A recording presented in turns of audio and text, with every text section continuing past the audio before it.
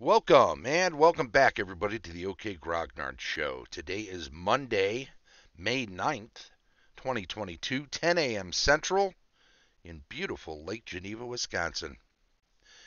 We are going to spend some time talking about magic items today. And we'll probably be talking about them for the next few weeks because it is a big section in the Dungeon Master's Guide, and we have not tackled it in the past. If I recall correctly, and that doesn't mean I'm definitely recalling correctly. We've done a lot of shows, and some of them were a couple of years ago at this point. We started this in toward the end of March of 2 years ago, 2020. So in the first year, we did a show every day during the remainder of 2020. Two shows all through 2021. Two shows a week, that is, and then one show a week starting this year because back at work and all. Anyway, now we've got a chance to look into magic items, and it's a big section, and it's going to probably take a couple of few weeks. So let's have a look. And right before this, note it says number 3 magic items. Right before this is a section, on treasure in general, and it talks about maps and coins and the breakdown of how much and all of that. But we're getting right into the meat of it with magic items. We can look at that previous single page at a future date and talk about it in the context of generating treasure. But we can let magic items stand on its own. It's a big enough section that it's going to take a while no matter what. So we're going to slide this over to the big screen for me so I can have an easier look at it while we're going through it. Random determination of treasure. Okay, number 3, magic items. You're rolling percentage dice on this table, and we'll talk about the breakdown, but it includes potions, scrolls. Hey, good day. How you doing, Heath? 12:30 a.m. Tuesday in Adelaide for Heath Farndon, one of the sponsors of this show, a Patreon supporter since the very beginning, and a heck of a great guy. He runs the AD&D 20 down in Australia, and he's the best. Saw that you were on, had to drop in a few ticks to say hi. Well, hello to you too. You genuine sweetheart. So the magic items table includes potions, scrolls, rings, rods, staffs, and wands, 5 sections of miscellaneous magic, armors and shields, swords, and miscellaneous weapons. Note that the first 20% is potions, and the next 15% is scrolls. That's 35%. That's over a third of random magic items that you would generate off of this table that that are going to be potions and scrolls, which, generally speaking, there are some miscellaneous magic items that are one-use things, and there are some items that have a certain number of charges that can't be reloaded, although a lot of them can. And potions and scrolls are generally considered expendable magic items. 5 hours of sleep. This is what young people can do. That's Heath. Gonna grab a quick 5 hours of sleep and do the early shift. Have a great night in your part of the world, and you take care of yourself. We love you, and we will talk to you soon, I hope. See you on the boards in any event.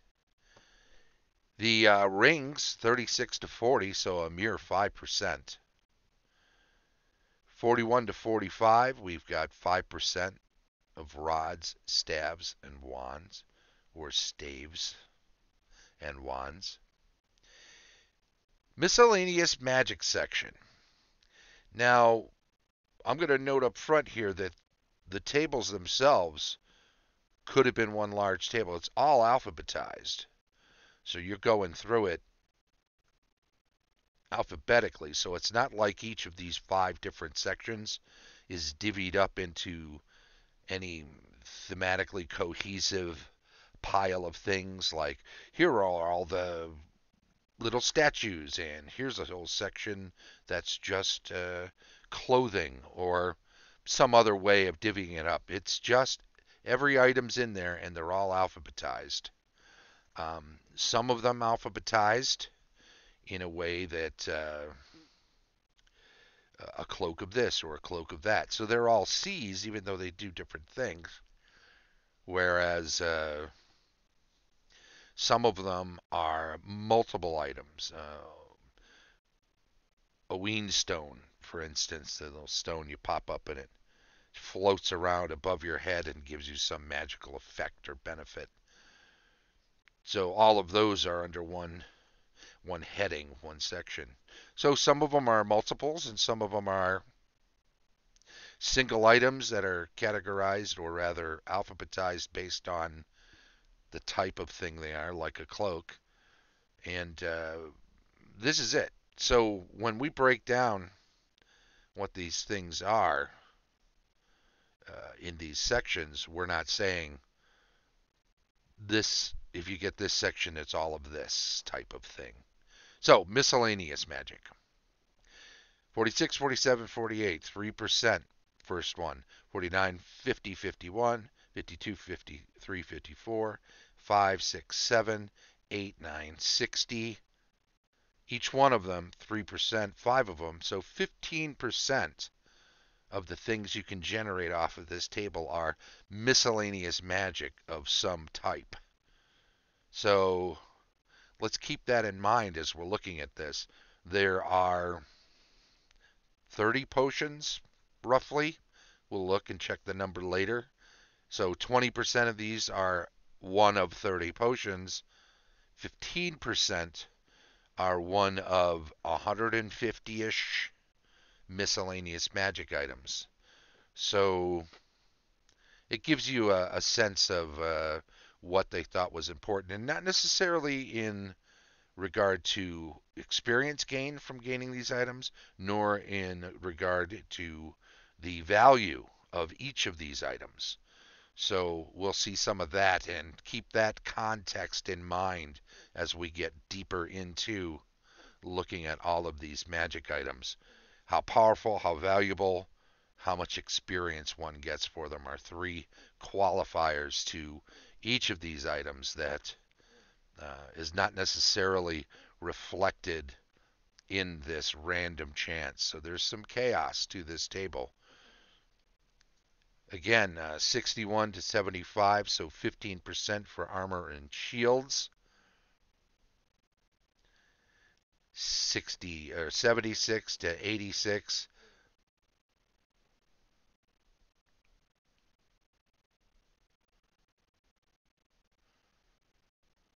Is that 11? No, that's 11% for swords and 13, rather 14% for miscellaneous weapons. So that's an interesting thing. Why not go 10% for swords and 15% for miscellaneous weapons? Is that not something they wanted to keep it even like that? For some reason, they said, let's put another percent into swords and leave weapons a little less loved here. Gary, in his description of this section, says, as mentioned previously, the magic items table is weighted towards the result which balance the game. Interesting. We'll assess that as we go through. Potions, scrolls, armor, and arms are plentiful. Rings, rods, and miscellaneous items of magic represent only 25% occurrence on this table. This is so done in order to keep magic users from totally dominating play. They are sufficiently powerful characters without adding piles of supplementary goodies. What they gain from the table will be typically used up and discarded, such as scrolls. Poof. But in a pinch, when determination of a magic item is needed, simply roll percentage dice and consult Table 3, which we just looked at. Complete explanations of each category follow, but as many items duplicate and closely resemble the effects of various magic spells, you will need a copy of the Advanced Dungeons & Dragons Player's Handbook for reference. Often they'll say, this does this as per the spell, blah, blah, blah. So it is necessary. It's not just buy this other book. It's as if you've paid for both, but you have a book that's not quite twice as thick. The suggested experience points, XP, experience point values, are for characters who keep the items. Gold piece sale values are the usual sums which characters will be paid for magic items, and if so sold, the XP award should be based on the selling price of the item, not the XP value. So you still get experience, but you're getting, as per the rest of first edition, experience for the amount of coinage. Gold piece value translates to experience. Also remember that a character is assumed to retain an item, thus getting low XP value for it if he or she sells it to another player character. So you can't just pass it around your party and use it as an XP generation engine for your characters. Note, many magical items are of an expendable nature where their power is depleted with each use and eventually used up. The Dungeon Master can use his discretion in setting such limitations on other particular items if he wishes. Let's get into potions. And we're just going to go through the tables. We'll get into descriptions of all of these things further down the line. But just to get an overview and a look at experience versus GP sale value. Now, for some of you who are familiar with first edition and are just looking for a bit more insight by watching this video, watching this show, then some of this is going to make more sense to you right out of the gate because you already have an idea of the description. Often the name of the item will evoke a sense of what the item does, and that can be misleading. So be careful, because you may assume something is more or less powerful than it is based on the name, and then when we get to the descriptions down the line, you may think, wow, it's similar to what I thought it would be, but it doesn't do half of what I thought it would do, or it's much more powerful. It does much more than I thought it would do. So don't let your assumptions guide what you're thinking when it comes to the experience point value and the gold piece value at this stage. Note also each table is divided into percentages. So a lot of these are going to be 3% going through, as you can see from all of this. There's another section on the other thing over here. We'll pop on up to see the end of it. 899, 100. Notice undead control is a single percentage. 2, 3, 4. 5, 6, 7, 8, 9, 10, 11, 12, 13, 14, 15, 16, 17, 18, 19, 20, 21, 22, 23, 24, 25, 26, 27, 28, 29, 30, 31, 32, 33, 34, 35 different items Obviously, there would only be 34 if it were 3% for each and then one more. So look for the discrepancies in here too. Animal control, 250 experience point value, 400 gold piece value. And notice this too. There is some correlation. Delusion is a cursed item. So when we talk about that later, note that you don't get any experience for picking up a cursed item. You can pawn it off on somebody. Morality wise, you might have to think about whether or not that is something you want to do. Given what the item does, if somebody's buying this knowing what it is, they probably have nefarious plans for it. 300, 500 for these first four. 1, 2, 3, 4, 5, 6, 7, 8, 9, 10, 11, 12, 13, 14, 15, 16, 17, 18, 19, 20. That one's only 2, Dragon Control. There'll be another one that's only 2 somewhere in here. We'll keep an eye out for it. Animal Control, Clear Audience. You can hear through walls or at some distance. Clairvoyance, you can see things through walls or at some distance. I think both of them will have lead block it. Clairaudience, clairvoyance, notice the value. They consider it better to be able to see things than to just hear things. Climbing, you want to scuttle up a wall like a thief. It's not spider climb necessarily, but similar. Delusion we talked about. Diminution, make yourself smaller. Dragon control, notice the experience point values there. Obviously, and the gold piece values, they vary rather dramatically based on the type of dragon or the age of the dragon. The power of the dragon is probably the best way to put it. We'll get into that in the description, but that's just a heads up on that. ESP, get in someone else's mind, 500.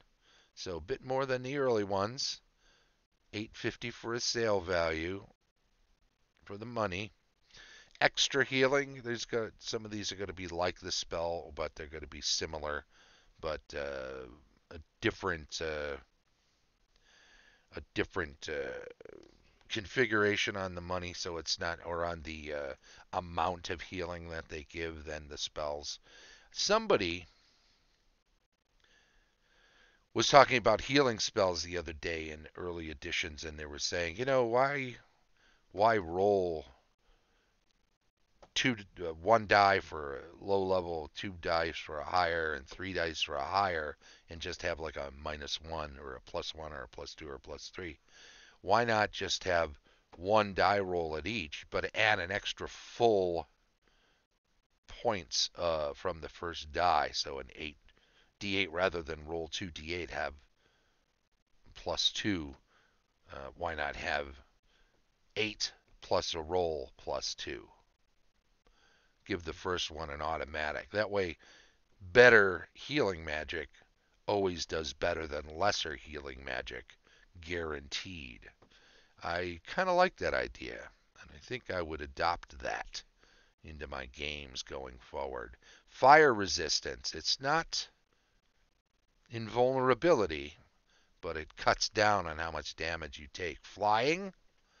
Worst part about flying, of course, is not knowing exactly how long it will last, because a lot of these give you some sort of effect for a period of time that is random. You'll roll dice to know.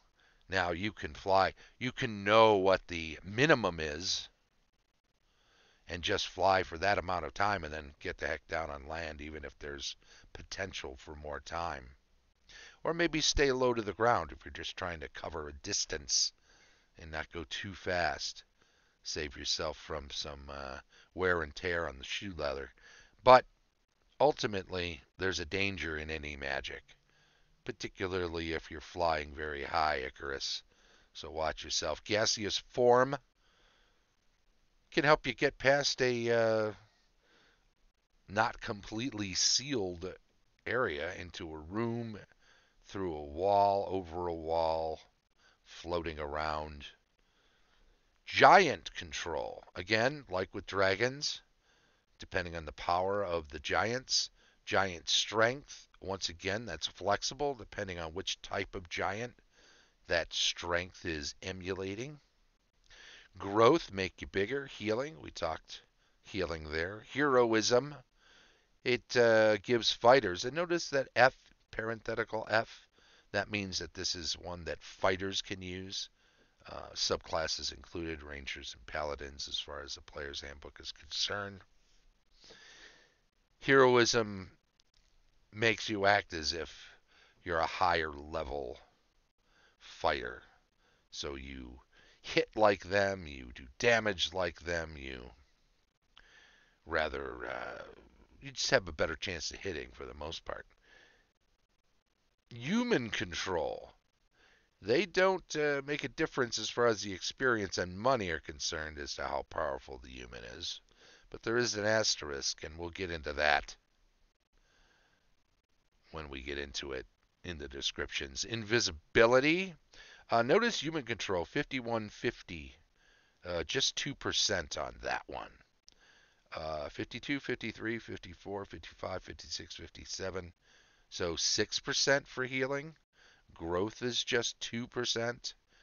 Giant control is just 2%. 3% for giant strength. Back to gaseous form is just 2%. So we've covered all of those. Let's look too at invulnerability just for fighters. Oh, I'm sorry, we skipped invisibility. I think we all know what that is. Only 250 experience and 500 for the price. So that's one of those things that is not correlating quite the same way as other previous potions, but it's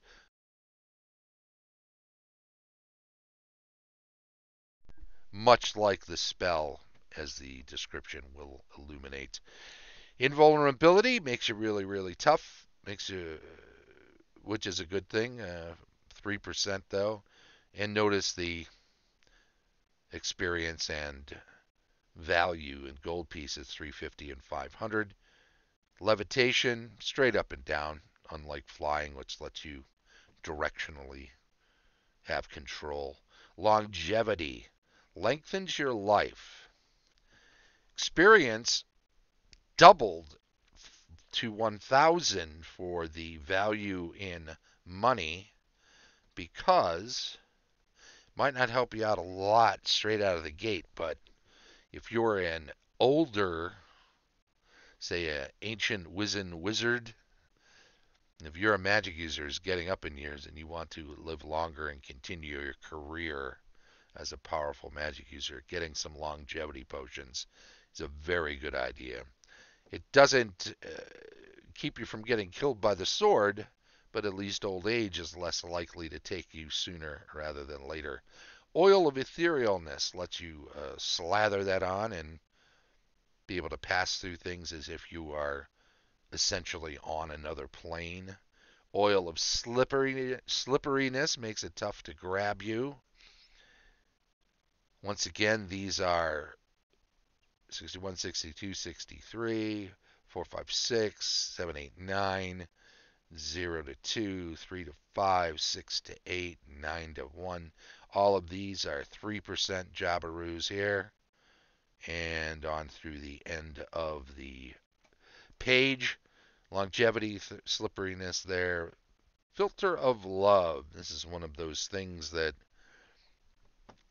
oh, make another person fall in love with you. Well, obviously that's problematic in this day and age, and probably always was. 200, 300 experience and money.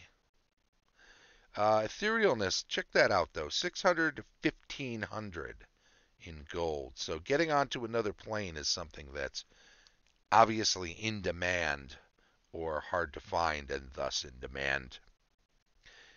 Filter of persuasiveness gives you the gift of gab. Plant control, no asterisk on that one, and not a high coin value, but 250 experience. Polymorph self, All right, turn myself into a frog or a badger or whatever.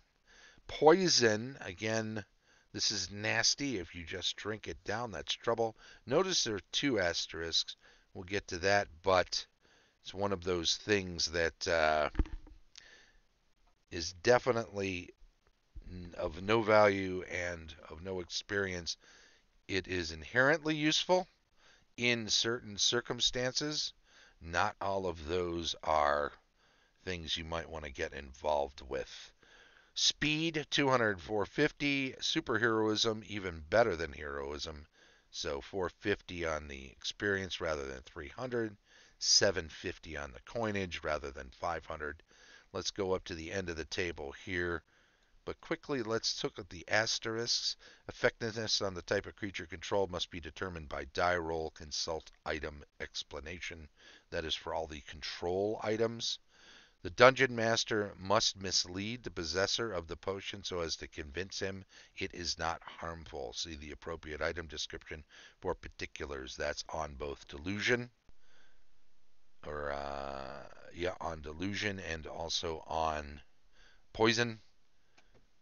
So be careful with those. 91, 92, 93 for sweet water. 200, 250. We'll get that in the description next time. 94, 95, 96 for treasure finding. Pretty neat. It's a very valuable thing. 600 experience is nothing to sneeze at, but look at the price. Undead control, once again, effectiveness varies, but 2,500 for the value, 700 for the experience, 400 for water breathing, 900. Pretty useful item because there aren't many things that replace it. Fighters only may use. So that ends that first table. We'll get on to scrolls next time. We're running out of time, so we're going to finish it up here. And I want to say thank you to everybody who chimed in. Good to see Heath today for sure. I want to say